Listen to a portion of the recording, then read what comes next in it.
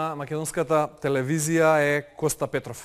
Како да ве представам, како PR менаџер, маркетинг менаџер, бизнисмен, предприемач или писател?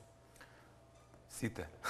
Најверојатно најпрво сум бизнисмен, основач на P-World, значи креативна агенција од Македонија, која што успеа само 4 години да се позиционира во 30 светски пазари. Така да прво сум бизнисмен, на книгите ми се за да го споделам искуството. Од хоби ги напишавте Стравот, се гледаме на врвот и сега најновата Нашето последно кафе или? Да, Нашето последно кафе.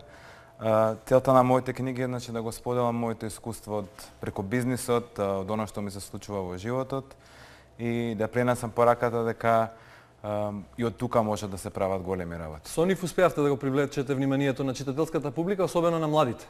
Какви се реакциите и тиражите? Па, сигурно можам да кажам дека се гледаме на врвот за 2013 беше најпродавана македонска книга. Стравот е на трето издание. Верувам дека и Нашето последно кафе ќе се продаде рекордно.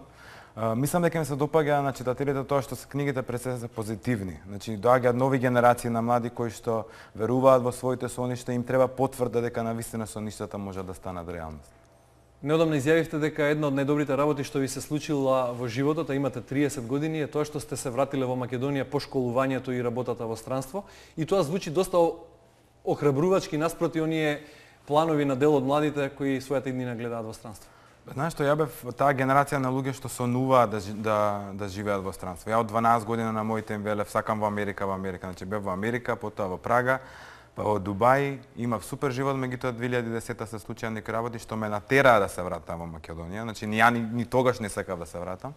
Меѓутоа од кога се вратив, мене сите соништа ми се исполнија токму од тука. И не го кажувам ова сега некој патриотски аспект, туку дека навистина од тука е можно да се направи нешто ако сакаш. Поентата е дека трудолюбивите и оние кои ги бива, можат и дома, односно дома полесно можат да успеат отколку во странство.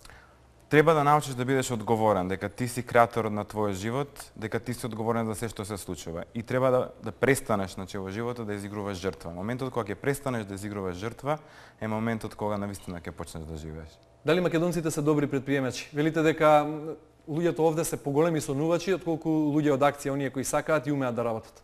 Па имам што се однесува до луѓето во мојата компанија, задоволен сум од нив. Меѓутоа, ако разговарате со многу луѓе од приватниот бизнисите, ќе ви кажат дека имаат огромен проблем со наоѓање на квалитетен кадар. Еден од проблемите јас што го гледам тоа што може некој ќе се наоте, меѓутоа на 25 години ти ако имаш докторат нешто не е во ред, а немаш ни еден работен ден искуство. Така да мора младите да се фокусираат повеќе на пракса, на наоѓање на работа и органски да се градат себе си нели како професионалци, како академски граѓани. Потешко е да се стигне до врвот или таму да се остане? Па зависи што е врвот. За мене врвот е да бидеш упорен, да не се откажуваш и да веруваш, да бидеш апсолутно сигурен од твојот успех. Така да за мене врвот секој ден го живеам јас. Совет за младите кои сонуваат големи нешта, а се плашат од мали препреки. Најголем совет што мене ми го дале, не дозволувај луѓето што се откажале од сопствените соништа да ти кажуваат ти да се откажеш од твоите. Така да. Коста Петров, ви благодарам за гостувањето. Авторот на најпродаваната книга лани во минатата година во Македонија, кој себе си се смета за предприемач. Пред крајот на ова издание да се потсетиме уште еднаш на